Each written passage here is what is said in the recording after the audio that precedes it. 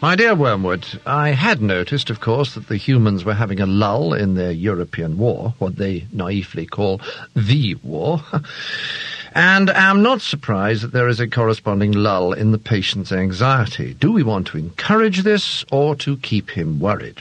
Tortured fear and stupid confidence are both desirable states of mind. Our choice between them raises important questions.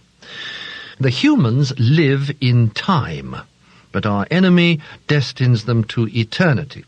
He therefore, I believe, wants them to attend chiefly to two things, to eternity itself and to that point of time which they call the present. For the present is the point at which time touches eternity. Of the present moment, and of it only, humans have an experience analogous to the experience which our enemy has of reality as a whole. In it alone, freedom and actuality are offered them. He would therefore have them continually concerned either with eternity, which means being concerned with him, or with the present, either meditating on their eternal union with or separation from himself, or else obeying the present voice of conscience, bearing the present cross, receiving the present grace, giving thanks for the present pleasure. Our business is to get them away from the eternal and from the present. With this in view, we sometimes tempt a human, say a widow or a scholar, to live in the past. But this is of limited value, for they have some real knowledge of the past, and it has a determinate nature and to that extent resembles eternity. It is far better to make them live in the future.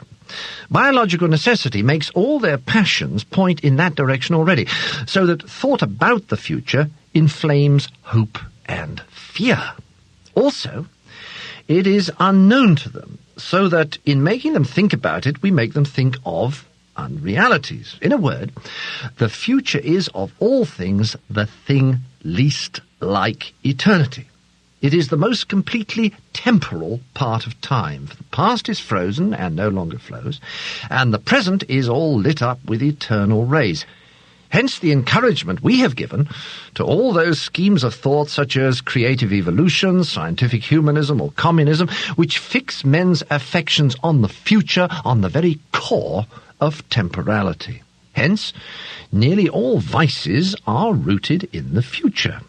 Gratitude looks to the past, and love to the present. Fear, avarice, lust, and ambition look ahead. Do not think lust an exception.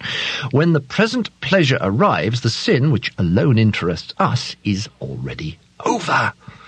The pleasure is just the part of the process which we regret and would exclude if we could do so without losing the sin. It is the part contributed by the enemy and therefore experienced in a present. The sin, which is our contribution, looked forward. To be sure, the enemy wants men to think of the future too, just so much as is necessary for now planning the acts of justice or charity which will probably be their duty tomorrow. The duty of planning the morrow's work is today's duty. Though its material is borrowed from the future, the duty, like all duties, is in the present. This is now straw-splitting. He does not want men to give the future their hearts, to place their treasure in it. We do. His ideal is a man who, having worked all day for the good of posterity, if that is his vocation, washes his mind of the whole subject, commits the issue to heaven, and returns at once to the patience or gratitude demanded by the moment that is passing over him. But we want a man hag-ridden by the future, haunted by visions of an imminent heaven or hell upon earth, ready to break the enemy's commands in the present, if by doing so we make him think he can attain the one or avert the other, dependent for his faith on the success or failure of schemes whose end he will not live to see. We want a whole race perpetually in pursuit of the rainbow's end, never honest nor kind nor happy now, but always using as mere fuel wherewith to heap on the altar of the future every real gift which is offered them in the present. It follows, then, in general, and other things being equal, that it is better for your patient to be filled with anxiety or hope, doesn't much matter which, about this war, than for him to be living in the present. But the phrase, living in the present, is ambiguous. It may describe a process which is really just as much concerned with the future as anxiety itself. Your man may be untroubled about the future, not because he is concerned with the present, but because he has persuaded himself that the future is going to be agreeable. As long as that is the real course of his tranquility will do us good, because it is only piling up more disappointment and therefore more impatience for him when his false hopes are dashed.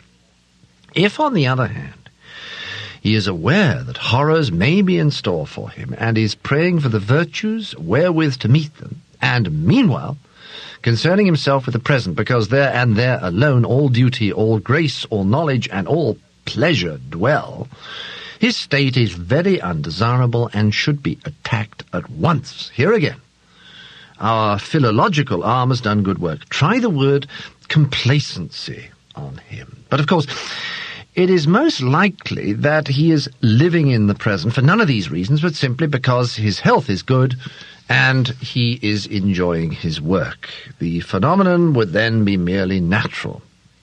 All the same, I should break it up if I were you.